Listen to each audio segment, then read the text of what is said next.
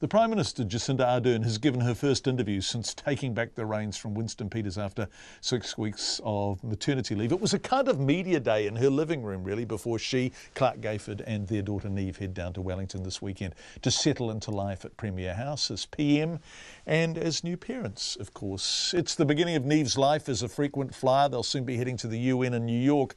But first, there are teachers, nurses and an unhappy business community to respond to, and much more. We spoke to her at length. The whole interview is now available online, including the PM talking about life as a new mum. But we pick it up just after I'd asked her what kind of country she wants to build for her 6-week-old daughter to grow up in. I want to make sure that we govern in a way that reflects who I think we already see ourselves as being as a nation. You know, you ask a New Zealander to describe the country that they live in, that they belong to, and they'll probably make some mention of how important the environment is to them, how beautiful it is. And probably underneath that lies their sense of the guardianship role that we have. They would probably talk about us being fair-minded. And now that means different things to different people, but there is this inherent sense of, I think, social justice in New Zealand. And I think this inherent compassion to us as well. You think about all of the journalism you've done over the years, John, where you have talked about issues like child poverty and how much that has resonated with the New Zealand public when you tell people stories. When you don't talk about the policy or the numbers, but when you just tell people stories. I want a country that actually fulfills our own perception of ourselves. That we're leaders, that we care about our environment, that we care about our people. Is it tougher to achieve that balancing act as a Labour Prime Minister than as a National Prime Minister? I look at the kind of feedback you're getting at the moment, and there are people saying, first of all, business confidence is at its lowest level in the survey since the GFC. Mm-hmm. So there is a tribe there who just aren't pleased to see you in government.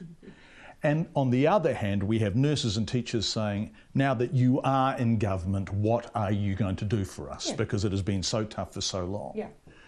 So how do you reconcile the forces that want you to be less than Labour and the forces that are demanding you behave like Labour? Yeah, do you know what? I think in both those scenarios, when you look at the business confidence, when you look at people who are seeking to have long-running Labour issues resolved, there are high expectations of us. Because we're problem solvers. You know, we're called progressives for a reason. We progress change. We're not afraid to tackle the problems in front of us. Now, when you look at the economy right now, actually, you know, John Key has flagged some of the issues we're facing. Yeah, we have a productivity challenge in New Zealand. We've got a labour skill shortage. These are not new issues, but we've committed to tackling them.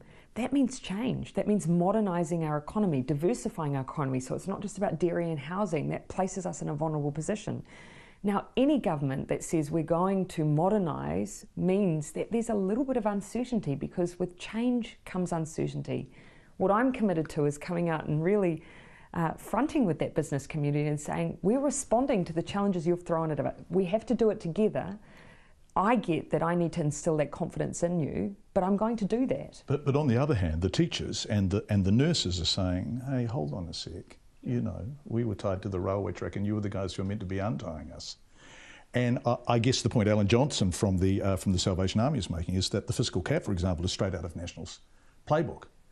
In other words, are you, in order to mollify people who were never going to vote for you and actually don't even want you to be in government, being too cautious? Why are you enforcing a fiscal cap at this level, for example, when the cost of debt is so low at the moment and there is probably a huge mandate from your supporters to spend more? Yeah, no one has a monopoly on running the economy in a sustainable, responsible way. And that's always been a part of Labour's agenda, and it's part now of this government's agenda, because actually we can't achieve all of the things that we want to in the social space unless we have an economy that's performing well.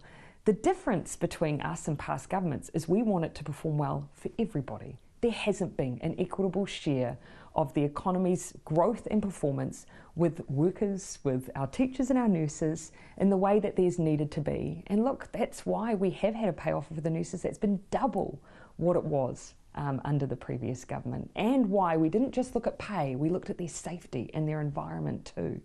Now obviously that's something that still we're waiting to see whether or not that meets their needs, but those are the kinds of issues that we are tackling as a new government together. What I would also say, you know, on the making sure that we're attacking, you know, just dealing as well with those social issues, the first thing we did, we came in October. By December, we put $5 billion into low and middle income families. $5 billion. That's a massive investment in the people who need us most. And we're doing that whilst delivering surpluses. You can do both.